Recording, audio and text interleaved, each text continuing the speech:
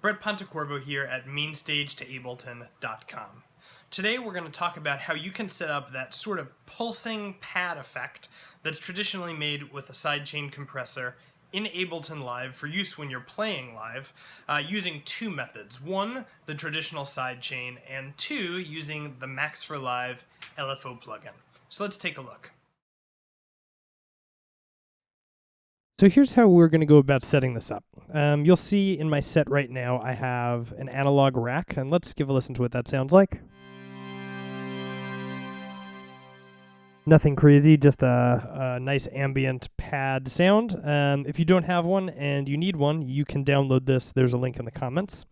And the next thing I have here is a super simple kick sample. So let's have a listen to that.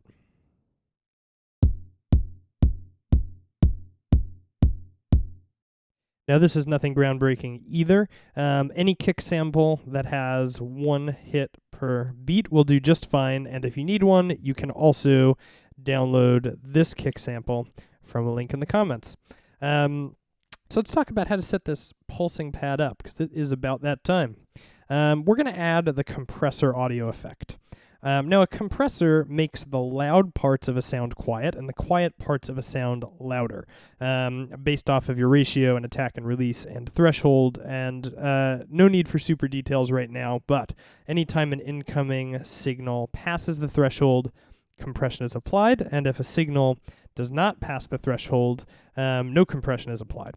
So typically, this would compress based off of the actual instrument chain that it's on. But to get our effect, we want it compressing based off of the incoming signal of the kick drum. So the way that we set that up is by hitting this arrow over here and turning on sidechain.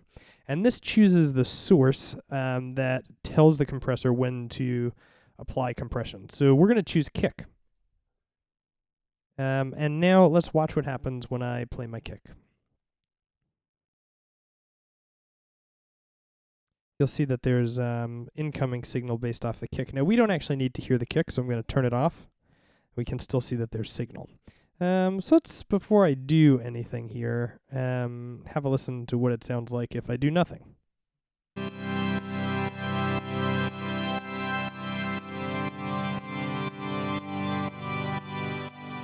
That's not terrible. Now, I want to make this a little bit more extreme, so I'm going to turn my ratio all the way up, and I'm going to turn my attack all the way down, and that's going to ensure that there's almost complete silence on beat 1, and I like my release up at about 120. That's a number that I know works, but you can totally play with this to taste. So let's have a listen now to what that sounds like.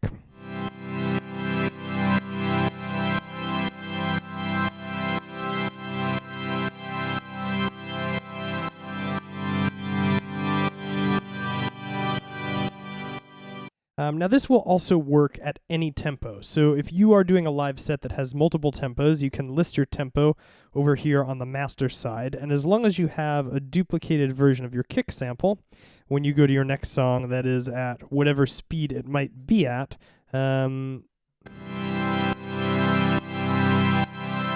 it still works. Now there is one more method for creating this effect, which involves using the Max for Live device LFO plugin. So let's check that out. If we head over to our Max for Live category and drop in our LFO, we've got this wave that's happening here that goes in time with either the rate or the clock. Now, typically, we're not fooling with rates in a live situation. We just want it to sync to the clock. So we'll do that by clicking that note button here. And this effect is generally done on the quarter note. So we'll set our rate to quarter note. Now right now, this has no effect on our sound. But we would like it to have an effect on our sound. So we'll set that up by clicking map and choosing the chain volume of our analog rack. So let's give that a listen.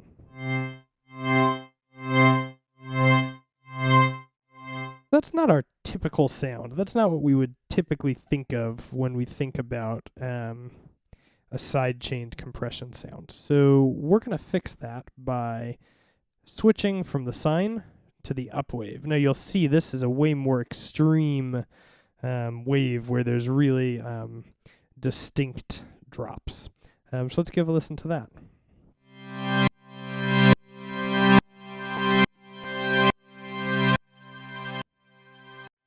So that is more along the lines of what you would want. Now, if you're doing this in a live situation, you're going to want to have control over how much this plugin affects your sound.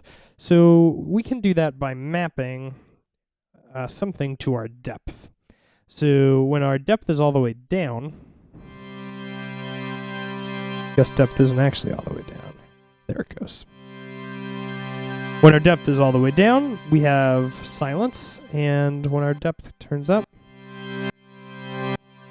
we have that.